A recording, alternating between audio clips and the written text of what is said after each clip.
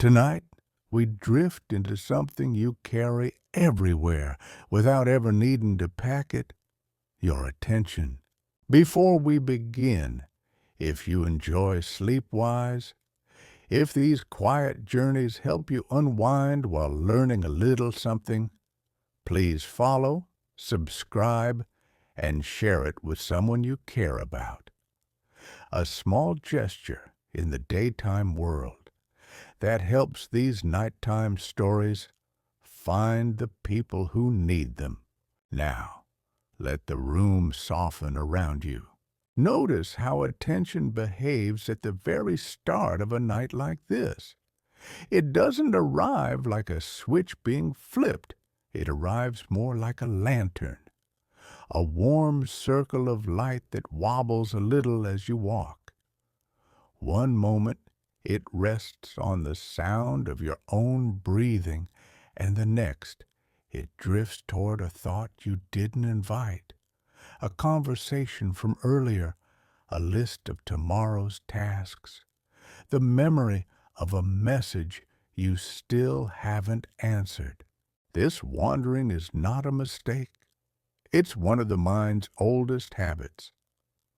Long before bedrooms and pillows, attention helped living creatures notice what mattered.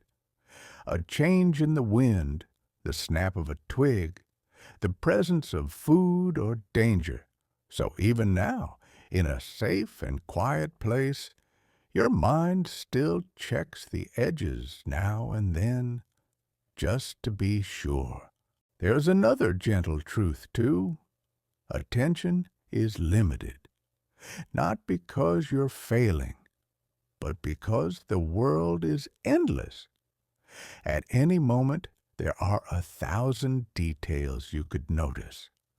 The weight of the blanket, the hush between sounds, the temperature of the air against your hands, the faint pattern of light behind your eyelids.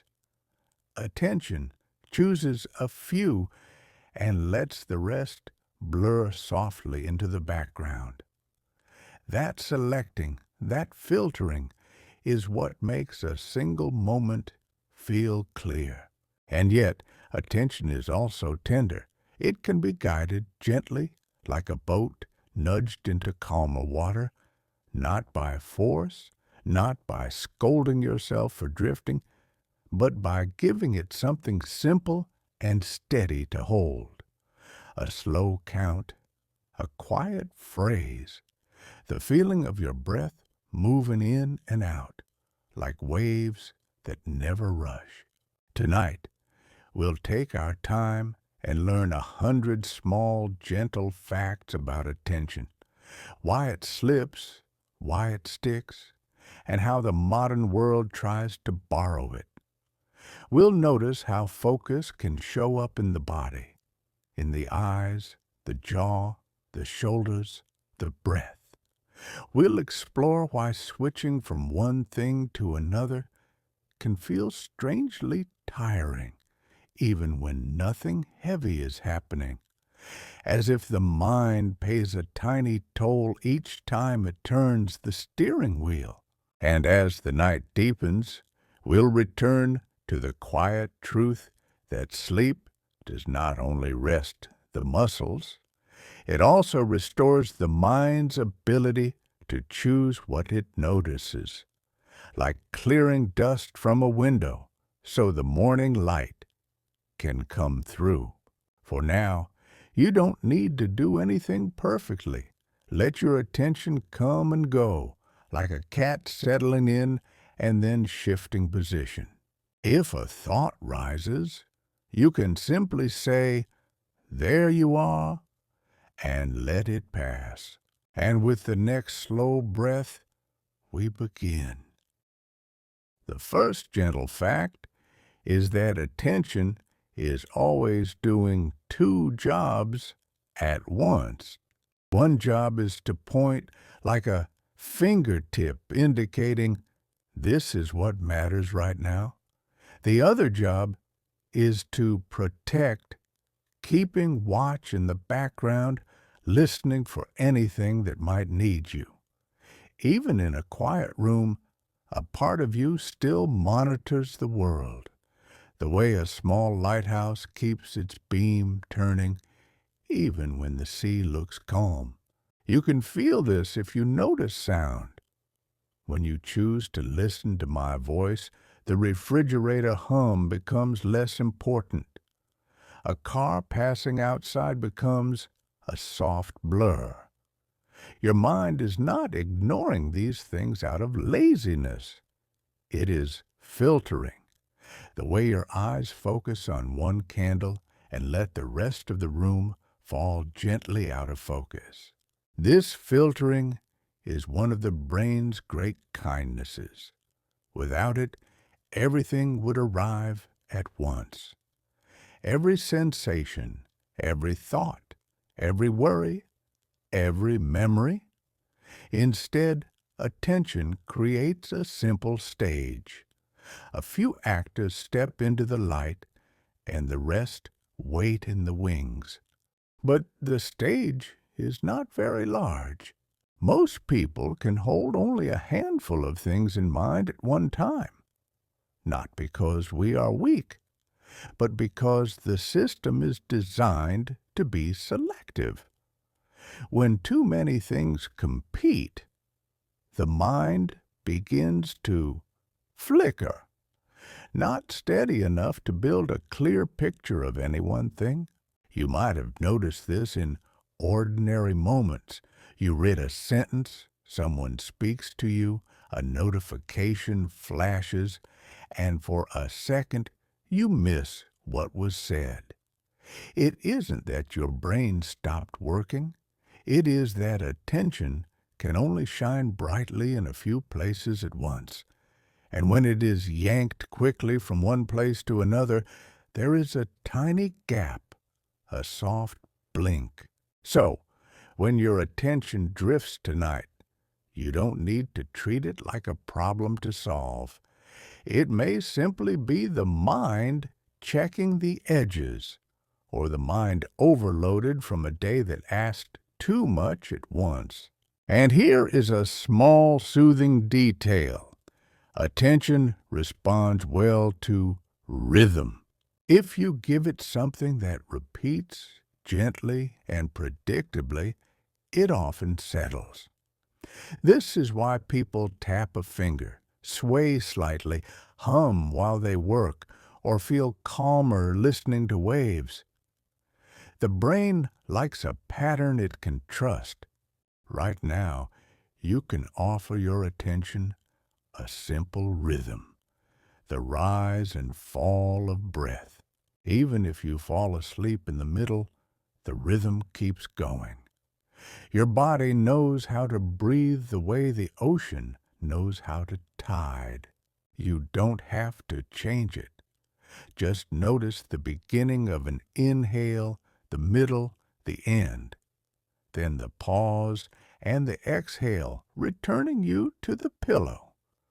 Over and over, like a pendulum that never hurries. And if a thought interrupts, let it interrupt. Let attention wander for a moment like a small dog sniffing the air, and then, without pulling the leash, guide it back to the steady path of breathing. That gentle return is not failure. It is the practice. As we continue, another quiet fact comes into view. Your mind is built to wander. Wandering can feel like distraction, but it began as usefulness. The wandering mind scans for what might be missing, what might be coming, what might be needed. It stitches together past and future, like a tailor working by lamplight, trying to make tomorrow fit. That is why minds drift toward unfinished things, an unspoken sentence, an unanswered message, a task left open. They can glow in the mental dark, not because they are important in any grand way, but because the brain likes to close loops. Completion tells the nervous system, you are safe enough to stop checking. You may have noticed this on evenings when you finally write something down. A single list on paper can feel like a sigh inside the chest. The work is not done, but it has been placed somewhere. The mind can let go of holding it. There is also the wandering that comes from curiosity, the mind turning over ideas the way a hand turns a smooth stone. This kind of drifting is not always restless. Sometimes it is playful, and sometimes it is how the brain learns. When attention loosens, it can connect distant dots. A memory from childhood, a phrase you heard today, a pattern you didn't notice until now. Scientists have found that the brain has a kind of quiet background mode it returns to when you are not aiming your attention at a task. In that softer mode, the mind rehearses, reflects, daydreams, and makes meaning. It can feel like drifting, but it is also a kind of housekeeping. Even daydreaming has its gentle place. And yet there is a difference between wandering that feels light and wandering that feels sharp. The sharp kind often comes with tension. The body tightens, the breath becomes shallower, the jaw clenches without permission. Attention narrows and sticks to one troubling thought, like burrs on fabric. This is where the body quietly reveals what attention is doing, because attention is not only in the mind, it is in the muscles. It is in the eyes that strain toward a screen. It is in shoulders that rise as if preparing for impact.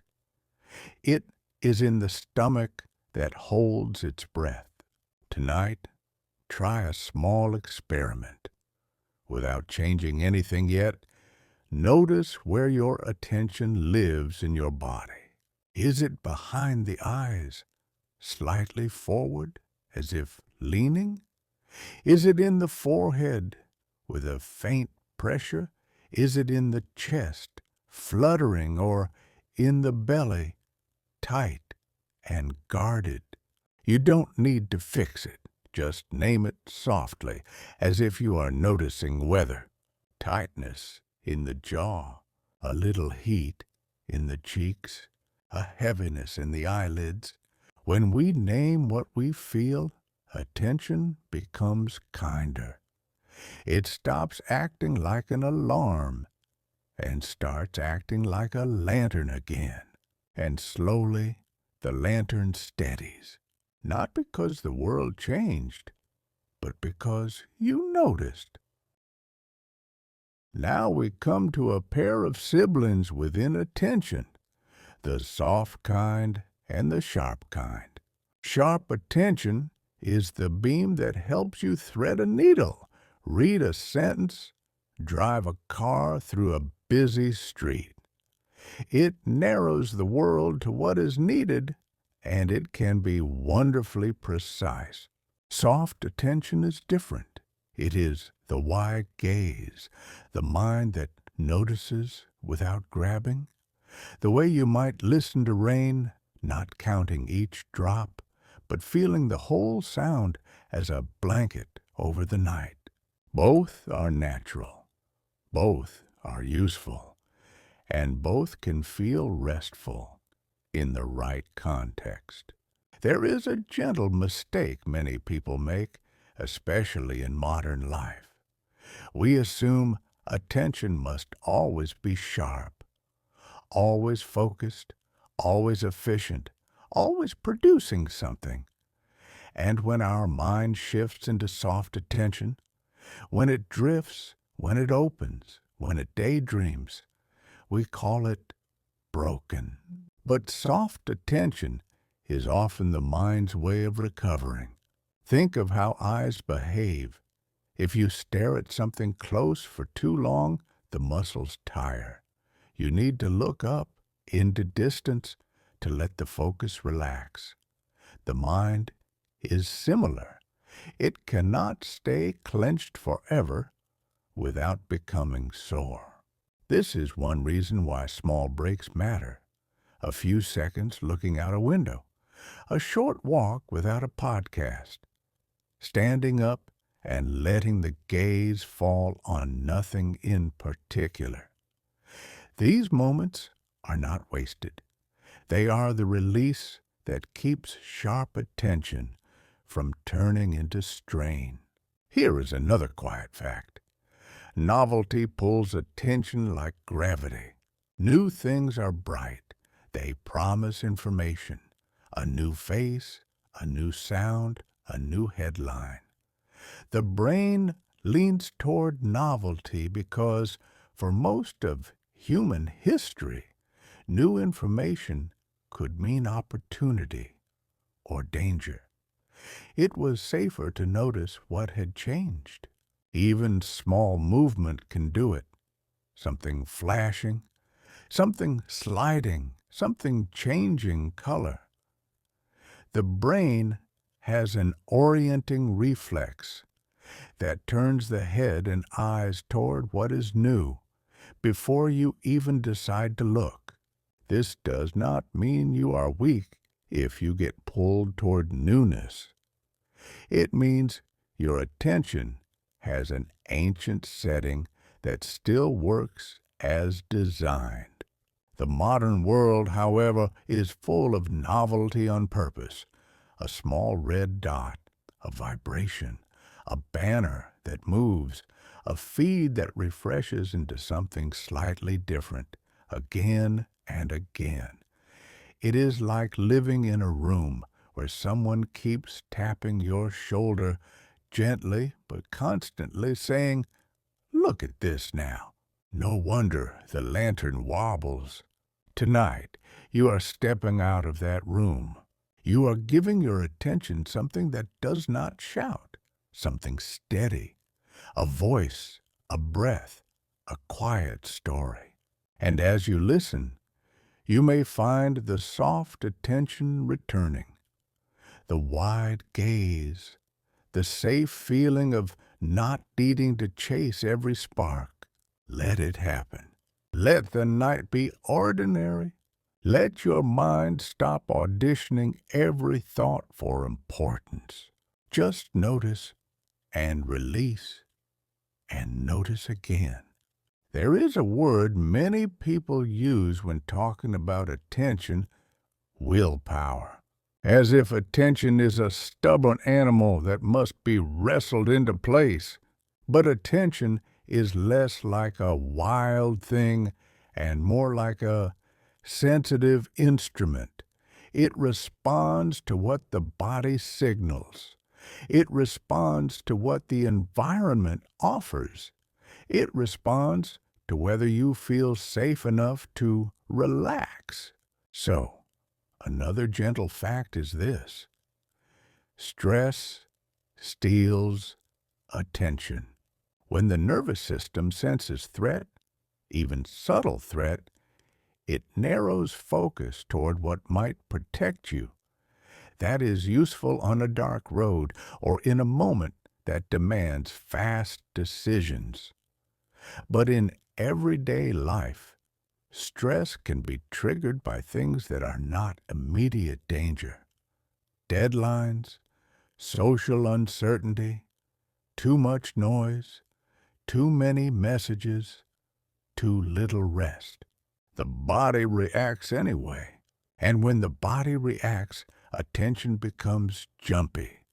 It startles more easily. It gets stuck more easily. It toggles between concerns like a light, flickering between rooms. Sleepiness can do something similar. When you are tired, the mind has less fuel for steady focus. Hunger, thirst, and even a late cup of caffeine can change the texture of attention too. making it either hazy or overly bright, like a lamp turned up too high. If you have felt that lately, you are not alone. It is not a personal flaw. It is a system trying to keep you safe and functional, even when the safest thing you can do is lie down and let the night take over. One of the simplest ways to help attention soften is to give the body a clear signal. We are not in a hurry. You can do this with the breath, not by forcing it, but by lengthening the exhale just a little. The inhale says, "Here I am." The exhale says, "It is okay to let go." Try it now gently. Inhale, as if you are smelling something comforting.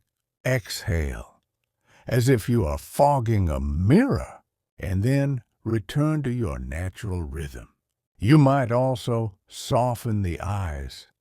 Let the eyelids rest heavier. Let the tongue sit where it wants to sit.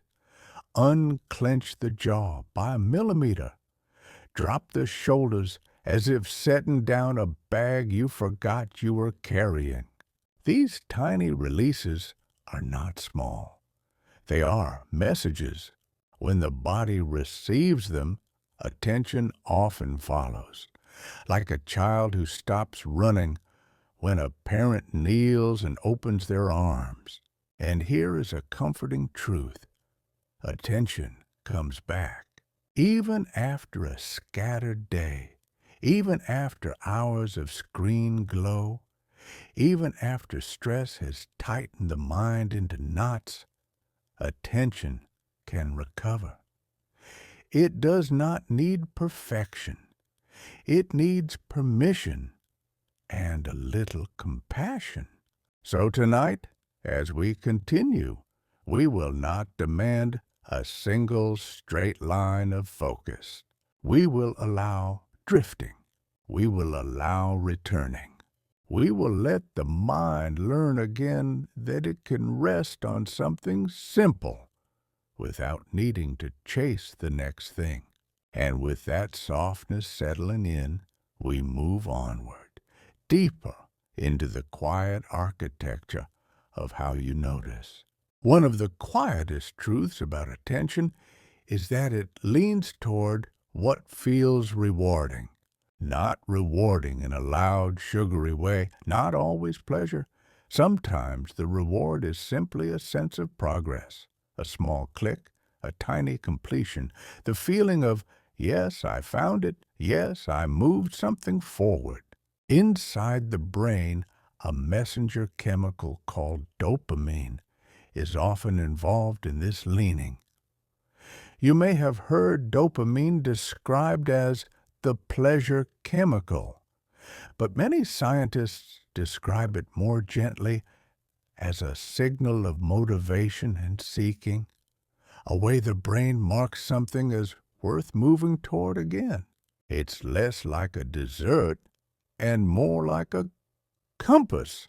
When dopamine rises in certain circuits, it can make a thing feel highlighted, a new message, a new headline, a new possibility.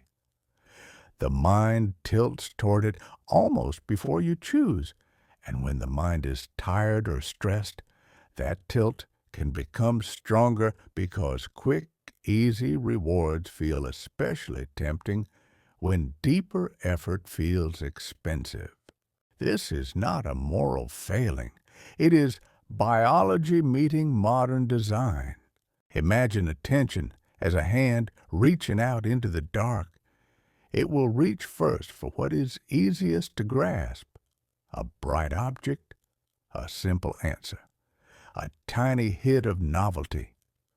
The hand does not do this because it is lazy. It does it because the brain is trying to conserve energy and still feel safe. And yet, there are deeper rewards too, quieter ones.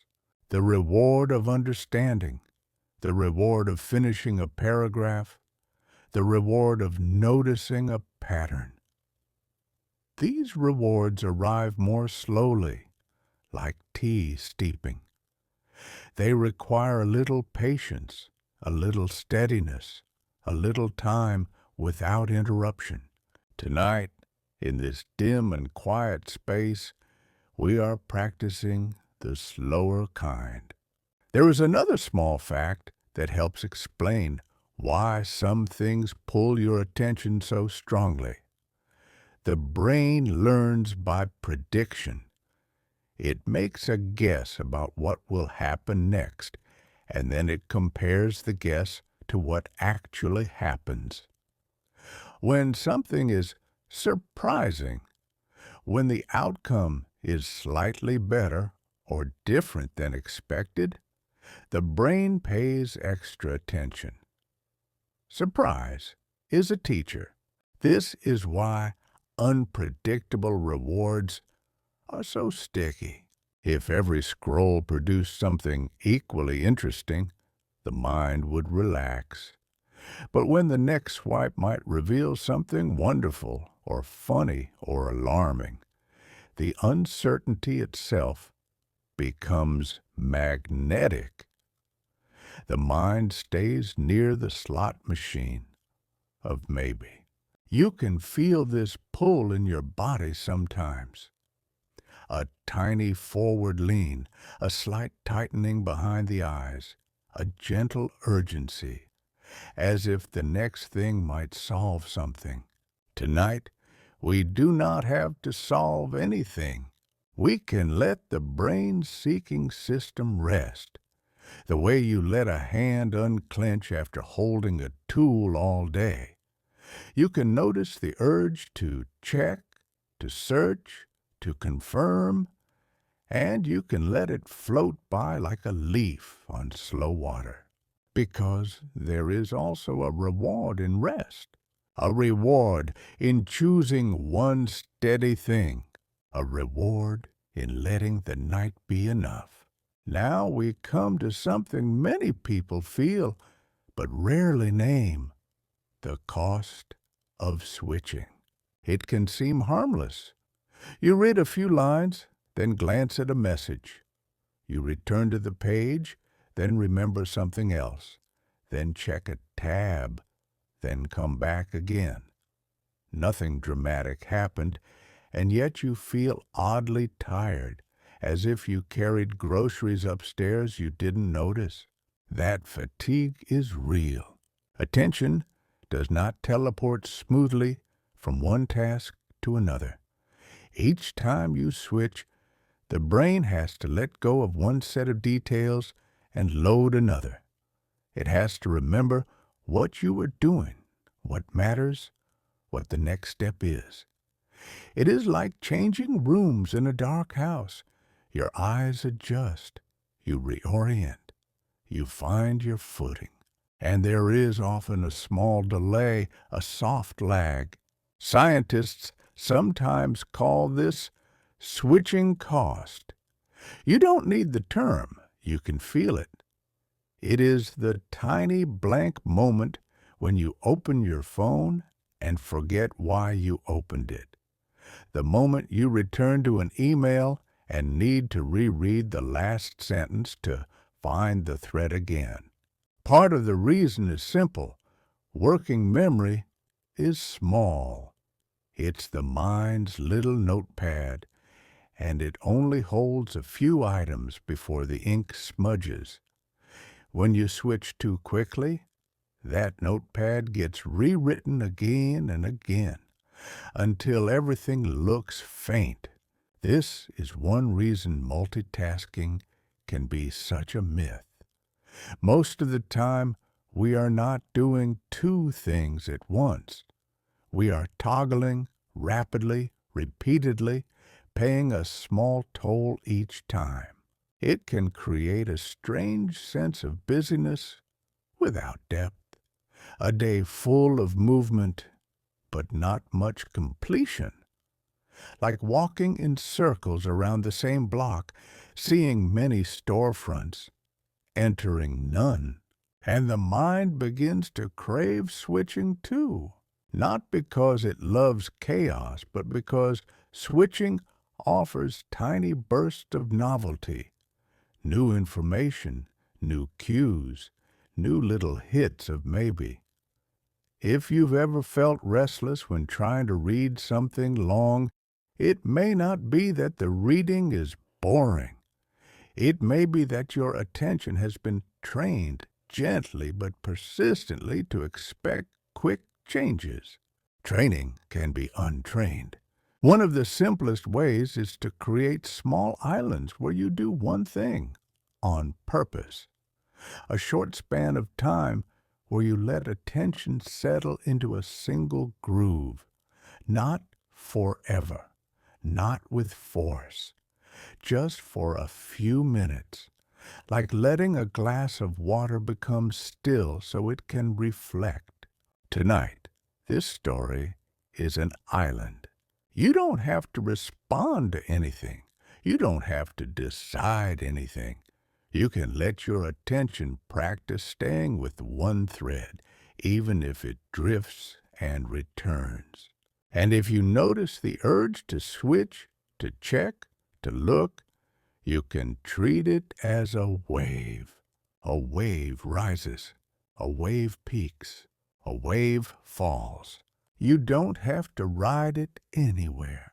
You can simply watch it pass and then return to the sound of my voice, or the feel of your breathing, or the weight of the blanket. This returning is not a test. It is a kindness, the kind that, practiced night after night, teaches the mind it can be whole again. If attention were only an inner experience, we might blame ourselves whenever it slips. But attention is also shaped by what surrounds you. A quiet room invites one kind of mind.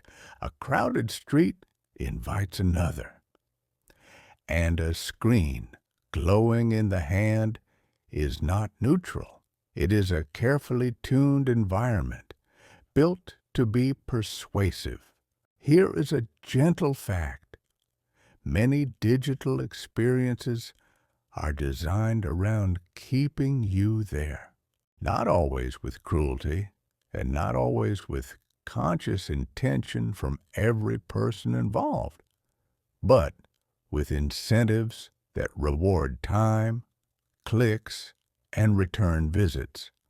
And so the tools become clever at tugging on the same ancient threads we've been describing: novelty, uncertainty, social belonging, and the promise of quick reward.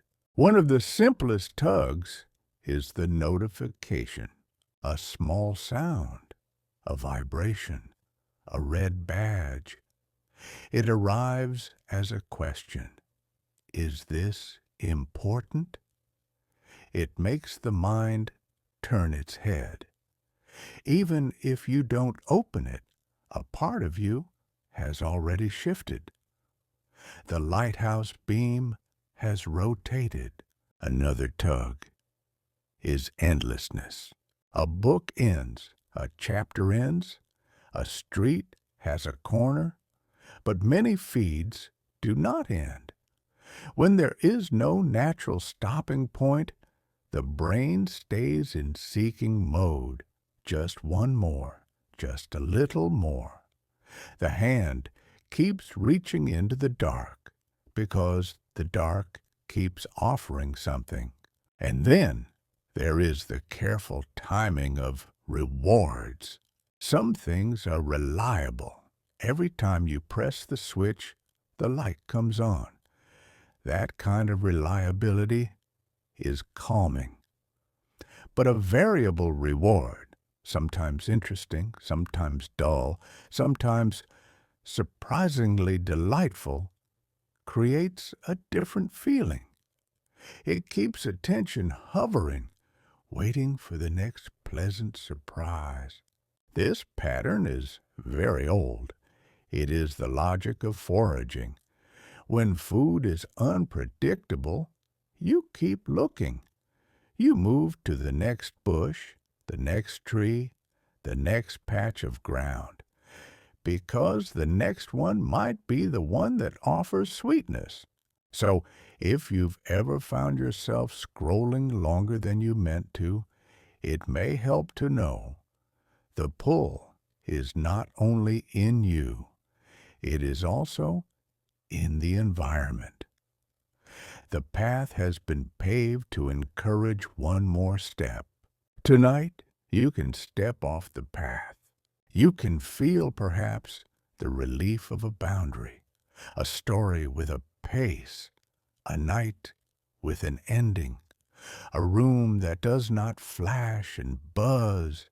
And in that relief, attention starts to behave differently. It becomes less like a hunted thing and more like a guest who finally sits down. There is no need for blame here, only noticing, only understanding, only the quiet choice, again and again, to give your attention places that nourish it, rather than places that borrow it. And as we keep drifting, we'll look at what attention creates when it stays with something long enough, how noticing becomes remembering, and how remembering shapes the way you move through the world. When attention rests on something, it leaves a trace. That trace is not always a clear photograph. Often, it is more like a scent caught in fabric, faint, partial, easily missed. But it is enough for the brain to build memory. So here is another gentle fact. What you attend to is far more likely to become what you remember. It sounds obvious, and yet it can be comforting. Forgetfulness is not always a sign that your mind is failing. Sometimes it is simply a sign that attention was elsewhere. You walked through the moment, but the lantern was pointed in a different direction. You can see this in small daily puzzles. You set down your keys and later can't find them. In the moment you place them, your attention may have been on a conversation, a thought, a plan. The hand moved, the keys landed, but the mind did not mark the location as important. Memory needs a highlight, and attention provides the highlighter. There is a curious little phenomenon many people recognize. You walk into a room and forget what you came for, not because the thought vanished, but because the change of place disrupted the thread. Moving through a doorway can act like a gentle reset.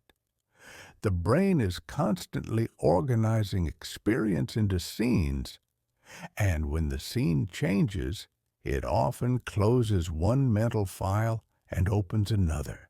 It is not a defect. It is a way of keeping life tidy. In the modern world, we pass through many doorways without walking anywhere. An app opens, a tab changes, a new window appears. Each shift can slice the thread, and attention must work to stitch it back together. This is another reason screens can feel tiring. They create a house full of doorways, and we keep stepping through them. But there is also a bright side, because when attention stays steady, memory often becomes deeper.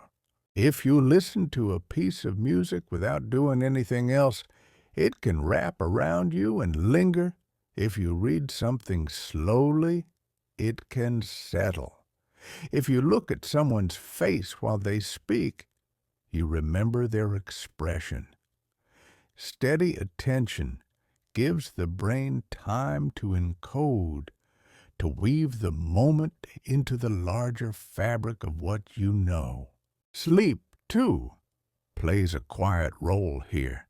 After you learn, after you notice, after you experience the day, the brain spends the night sorting and strengthening certain traces. Not all of them, just the ones that seem to matter. Sleep is like a patient librarian, shelving some memories more carefully, labeling them, placing them where you can find them later.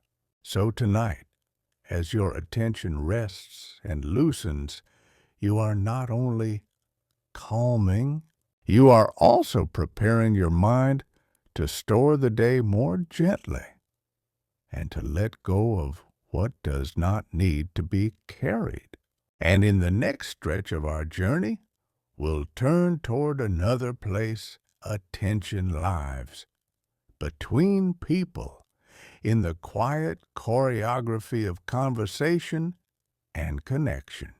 Attention is not only a private beam inside your head. It is also something you share. When you are with another person, attention becomes a kind of offering, a small signal that says, I am here with you. And this is why being listened to can feel so comforting. Not because the listener has solutions, but because steady attention is rare and it feels like shelter. Conversation has its own quiet science. Your eyes pick up tiny movements in a face. Your ears catch the rise and fall of tone. Your mind predicts what might be said next, then adjusts. Even silence is information. A pause can mean thoughtfulness or uncertainty or tenderness. The brain reads these cues quickly, often without words. And because we are social creatures, attention is drawn to social signals. A name spoken across a room, a shift in someone's mood, a message that might contain approval or rejection. For most of human history, belonging mattered for survival, so attention learned to treat people as important terrain. This is why certain kinds of digital attention feel so sticky, too. They borrow the language of social life, likes, replies, seen, typing, then nothing. These tiny signals can pull the mind like a tide because they brush against the ancient need to be included. Tonight, you can let that tide go quiet. You don't need to be seen by anyone right now. You don't need to perform. You don't need to track the weather of other people's minds. You can rest in the simple fact that you are allowed to disappear into sleep. There is also the environment itself, shaping attention like hands shaping clay. A bright overhead light keeps attention sharp and alert. A softer lamp tells the brain the day is ending. Clutter can make the mind feel as if there are too many open loops. A single, clear surface can feel like a small exhale. Sound matters too. A sudden noise snaps attention toward it. A steady hum can be soothing. This is why white noise, rain, and distant waves often help. They offer the brain a consistent backdrop, so it doesn't have to keep checking for changes. And notice how touch can guide attention. The cool side of the pillow, the smoothness of a sheet, the gentle pressure of a blanket. The body receives these signals as reassurance, and the mind often follows, settling where comfort is steady. Even temperature matters. A slightly cooler room often helps the body settle, while overheating can keep attention restless, as if the skin itself is asking for movement. All of this is to say, attention is sensitive. It is not meant to be forced into stillness by sheer effort. It responds to cues. It follows invitations. In the next part of our story, we'll explore those invitations. The small rituals and gentle boundaries that tell your attention you can come home now. Not to a perfect focus, but to a steady, livable kind. The kind that makes space for calm and makes room for sleep. There are small rituals that invite attention to settle the way a porch light invites you home. A ritual doesn't have to be mystical or strict. It can be as ordinary as a mug of water by the bed, a lamp turned low, the phone placed face down, a single drawer closed. The power is not in the object. The power is in the repeated signal. Now we are switching from reaching to resting. Your brain loves cues. It is a pattern maker. When the same sequence happens again and again, the body begins to prepare before you even think about it. Eyelids grow heavier. Breath becomes slower. The nervous system learns quietly what comes next. Habit researchers often describe routines as a simple loop, a cue, a sequence, and then a reward. The reward doesn't have to be excitement. It can be the reward of relief, the reward of warmth, the reward of not needing to decide. Over time, the cue itself begins to feel soothing because the body associates it with the settling that follows. This is why bedtime routines matter, even for adults, not as rules, but as gentle choreography. The order helps. The predictability helps. It removes decisions, and decisions are surprisingly loud. One cue that works for many people is a single-task island. For a short while, you do only one thing. Not 10 minutes of perfection, just a small stretch of steadiness. Tonight, that one thing might be listening, or it might simply be lying here and noticing the rise and fall of your breath. If your mind says, "I should do something else," you can answer softly, "Not tonight." Another helpful cue is the closing ritual for the day. It can be as simple as writing 3 lines on paper. What needs attention tomorrow, what can wait, and what went well today. When you put a thought onto a page, it stops needing to live in your head. The loop loosens, the lantern steadies. And then there are the physical cues, washing your hands, brushing your teeth, changing into sleep clothes, smoothing the pillow. These are small, but they are clear. They tell the body, we are safe. We are done for now. Sometimes you can feel attention resist. It wants to keep scanning, as if the day might still require something from you. If that happens, it may help to remember that rest is not a pause from life. Rest is part of how life continues. Even the most watchful minds can learn to stand down when they are offered the same gentle ending night after night. So let the ritual be kind. Let it be imperfect. Let it be yours. And as we drift onward, we'll talk about boundaries, not harsh walls, but soft edges that protect attention from being borrowed too easily. You might even choose a tiny phrase to repeat, like a key turning in a lock. Something simple, such as, "The day is complete." Each repetition is a hand on the shoulder of your attention, guiding it away from the doorway, back toward the bed. Soft boundaries can feel like kindness to the mind. A boundary is not a punishment. It is simply a decision about what gets to enter the room with you. And because attention is so responsive to cues, small boundaries can change the entire mood of a day. One quiet boundary is silence.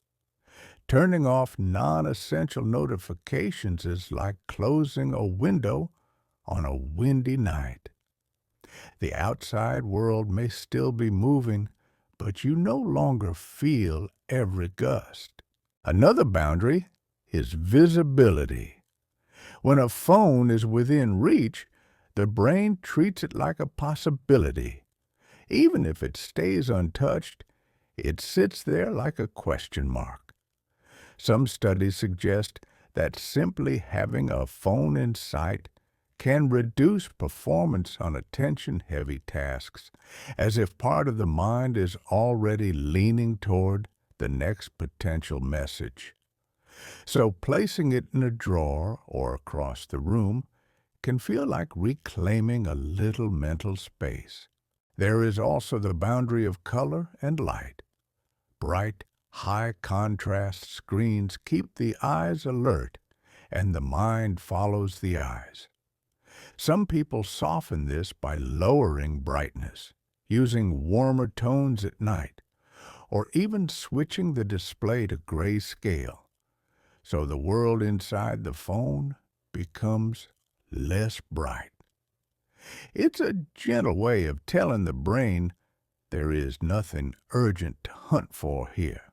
Then there is the boundary of time. Many people find it easier to protect attention in small, clear windows. 15 minutes of reading, 20 minutes of writing. A short stretch where the rules are simple. During this window, we do one thing. After the window ends, you are free again. The freedom matters. The mind relaxes when it knows the boundary is temporary. And there is the boundary of social expectation. You are not required to be instantly reachable. Many messages can wait. When you choose a few moments each day to be offline, you are not disappearing from life. You are returning to it. Finally, there is the boundary of ending. An evening can stretch endlessly if there is always one more clip, one more scroll, one more message. Creating a stopping point, charging the phone outside the bedroom, setting a screens down time, dimming the lights, gives attention an off-ramp. None of this requires harshness. You can treat these boundaries like the edges of a garden path. They don't trap you. They simply guide you away from the thorns. It may help to remember that attention is trained by whatever it repeats. If the day repeatedly teaches your mind to switch at the first itch of curiosity, then steadiness begins to feel uncomfortable. But if the day also offers a few calm stretches of single tasking, the nervous system relearns a quieter rhythm. Tonight, you are already practicing that rhythm. You are letting the mind feel what it is like to stay with one thread long enough for it to become gentle. And as we continue, we'll explore the opposite of switching, the quiet art of taking breaks that truly restore rather than breaks that merely replace one stimulus with another. Not every break restores attention.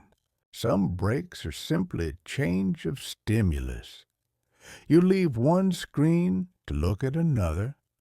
You step away from a difficult task to check something quick. The mind feels a tiny spark of relief, but the seeking system stays switched on, and when you return, you're not truly refreshed. You're just elsewhere.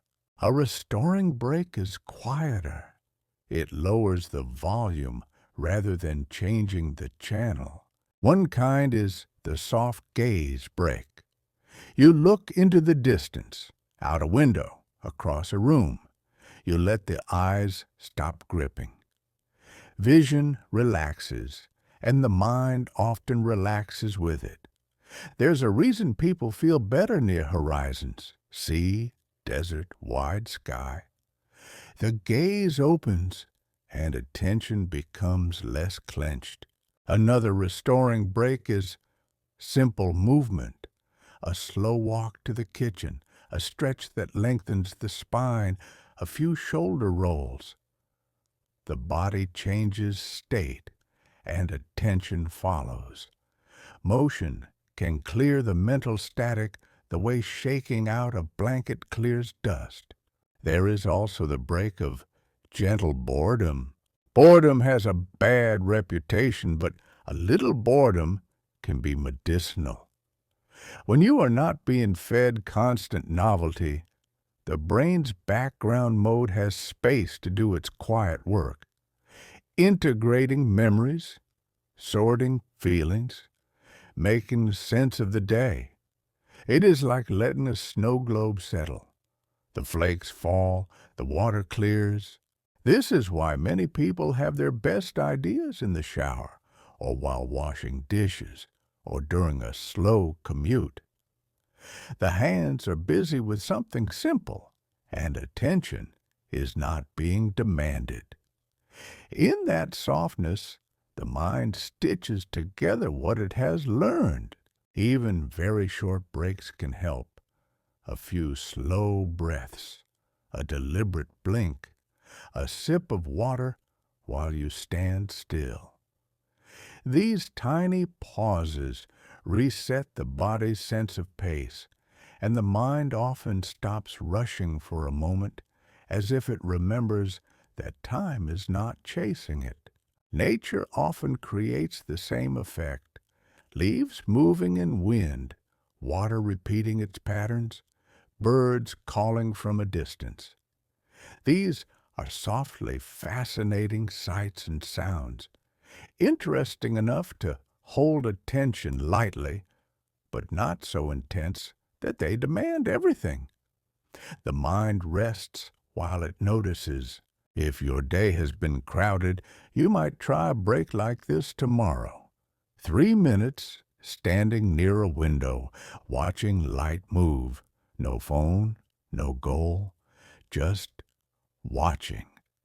It sounds too small to matter, but the nervous system listens to these moments.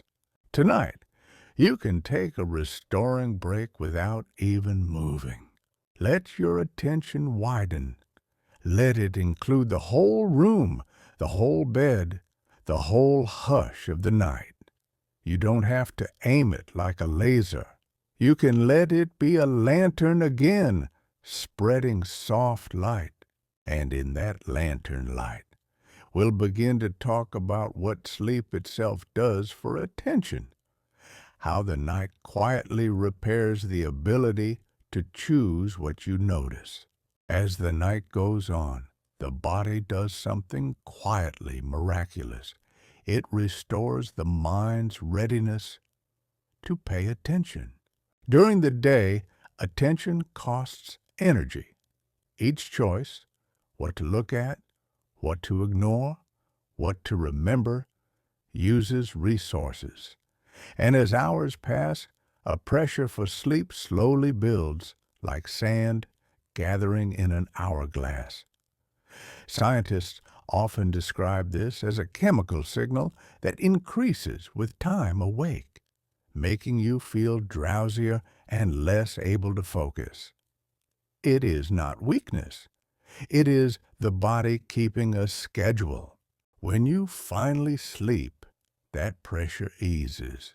But sleep does more than remove sleepiness. Research suggests it helps tune the brain's sensitivity so tomorrow's world doesn't feel painfully loud. Imagine a camera that has been overexposed all day. Sleep helps recalibrate the settings so the next morning's light is clear again. Some parts of the brain that help with planning, self-control, and steady focus are especially sensitive to lack of sleep. When they are tired, you may notice more impulsive attention, more grabbing at novelty, more difficulty staying with something dull, more emotional, tugging at the steering wheel. After good sleep, many people feel a quiet return of choice, not perfect discipline, just a smoother ability to decide this matters and this can wait. Sleep also supports memory in a way that matters for attention. When the brain strengthens what you learned, it reduces the need to keep revisiting the same things. It makes experience easier to retrieve, so the mind doesn't have to search so hard. In that way, sleep can make attention feel less effortful because the world becomes more familiar, more organized inside you. There is another gentle idea scientists explore, that sleep may help the brain reset its connections, trimming what is noisy and strengthening what is useful, like gardening, like pruning, not erasing who you are, but clearing space so tomorrow's thoughts can grow without crowding. And of course, sleep calms the alarm system. The vigilant part of the mind that scans for threat tends to soften when you are rested. The day's small worries stop feeling like emergencies. Attention widens. The lantern becomes steady. If you are listening tonight while already half asleep, you may be feeling this process begin. The edges of thought blur. The body grows heavy. Attention becomes less like a beam and more like a warm fog spreading through the room. That is not losing control. That is the mind returning to its natural night work. And soon we'll talk about the shape of attention across a day.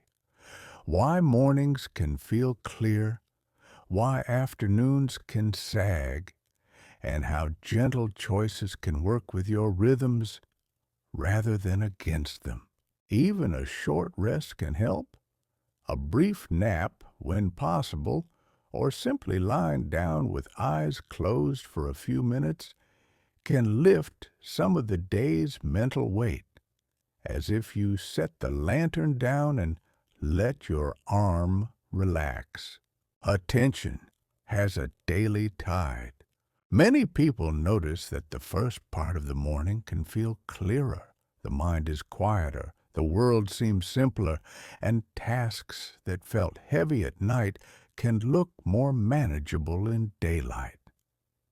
Part of this is sleep doing its restoration, and part of it is timing. Your body runs on internal rhythms that rise and fall across the day, gently changing alertness, temperature, and energy. You don't need to memorize this science to feel it. You've probably lived it. A mid-afternoon dip, a second wind in the evening, a moment somewhere in the day when focus feels easiest, as if the world aligns. When you work with these rhythms, attention suffers less. One gentle practice is to protect the first minutes of the day from immediate flooding. When you wake and reach for a feed, your attention is asked to sprint before it has stretched. The mind is still soft from sleep, and the first inputs can shape the whole morning's mood. If you can, even once in a while, let the first minutes belong to something quieter. A glass of water, a shower, a window, a few slow breaths. The simple act of being awake. One of the strongest signals for these rhythms is light. Morning light, even through a window, helps the body set its clock. And a fairly steady wake time, most days, can make attention more predictable, like waves arriving closer to schedule. Another practice is to notice when your attention naturally narrows. Some tasks benefit from narrow focus. Writing, reading, careful planning. Others benefit from wider attention. Brainstorming, walking, reflecting. If you can pair the task with the state that fits it, the work becomes less like wrestling and more like sailing with the wind. And when attention begins to fray later in the day, it may not be a sign to push harder. It may be a sign to pause, to take one of those restoring breaks, to dim the noise, a snack, a short walk, a few minutes looking into distance. Small repairs done early prevent larger exhaustion later. There is also a quiet truth about evenings. Fatigue can make attention both dull and jumpy at the same time. You may struggle to focus on what matters, yet feel pulled toward bright distractions. That is the brain seeking easy reward when effort feels expensive. If you notice it, you can meet it with compassion. You can say, "Of course you want the easy thing. You're tired." And this is why nights matter. Sleep is not only recovery from the past, it is preparation for the next day's attention. So, as you lie here now, you are doing something practical and profound. You're giving tomorrow a calmer mind. You're allowing the lantern to be cleaned and refilled. In the next stretch, we'll gather a few simple tools, quiet, non-preachy ways to return your attention when it slips, so that even in a noisy world, you can keep finding your way back to steadiness. Imagine attention as a garden. Not a perfect garden with straight rows and constant sunlight, but a living place with seasons, shade, surprise growth, and the occasional wild corner. In a garden, you don't demand that everything bloom at once. You notice what's thriving, what's crowded, what needs a little space. You water what matters. You prune gently. You let some things go dormant without panic. Attention is similar. Some days, focus is easy, like spring. Ideas arrive, effort feels light. Other days, focus is scarce, like winter. The mind feels slow, and the smallest task feels heavy. The mistake is to treat winter as failure rather than as part of a cycle. In modern life, many people spend their attention like currency.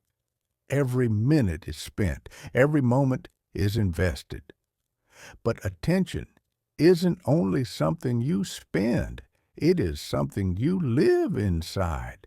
And when it is constantly spent, it becomes thin.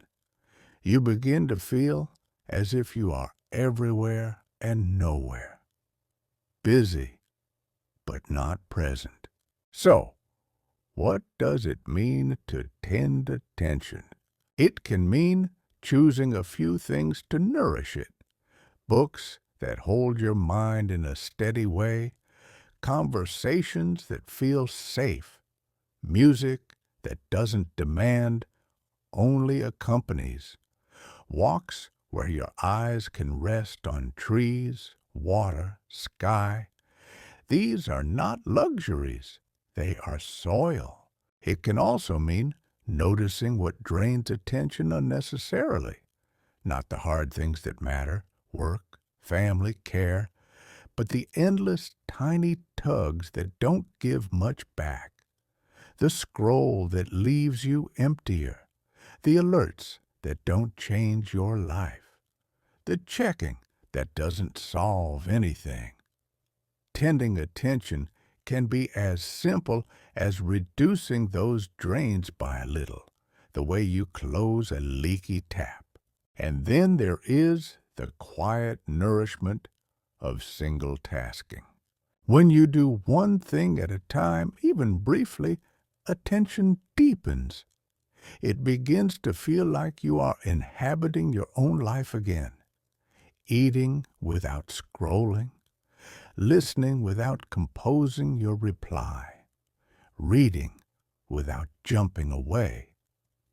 A few minutes of full presence can feel strangely restorative, like stepping into a clean stream. Even your senses can be a garden gate. Scent is powerful. A familiar tea, a clean pillow, a hint of lavender or soap. The brain learns these smells as signals of safety and routine, and attention relaxes. Sound, too. A steady fan, soft rain, a consistent hush. These sounds keep the brain from scanning for sudden changes, and the lantern stops twitching. Tonight, the garden is quiet. The lights are low. The air is still. You are allowed to stop spending your attention. You are allowed to simply have it, the way you have breath, the way you have warmth. And soon we'll gather the last few gentle facts, not as rules, but as reminders, that a restored attention is not sharpness alone, but steadiness, softness, and the ability to choose what matters, and then let the rest fade peacefully into the dark. Here is one more gentle truth. Attention is shaped by kindness. When people feel ashamed about distraction, the mind tightens. It becomes a battle, and battles are loud. But when people approach attention with compassion, when they treat drifting as normal, the nervous system softens and returning becomes easier. You can practice this tonight. If your mind has wandered, you don't need to snap it back. You can say softly, "Of course you wandered," and then you return. This is how you teach the brain that it is safe to rest. Another truth, attention is not meant to be constant. No one stays perfectly focused all day. Even the most skilled minds move between narrow and wide attention, between effort and rest. The goal isn't to eliminate wandering. The goal is to build a gentle relationship with it, to notice, to steer, to pause, to restore. In the daytime, that relationship can look like small choices. A few minutes of quiet before you open the world. A single task island before meetings begin. A short walk at midday. A boundary that protects your evenings.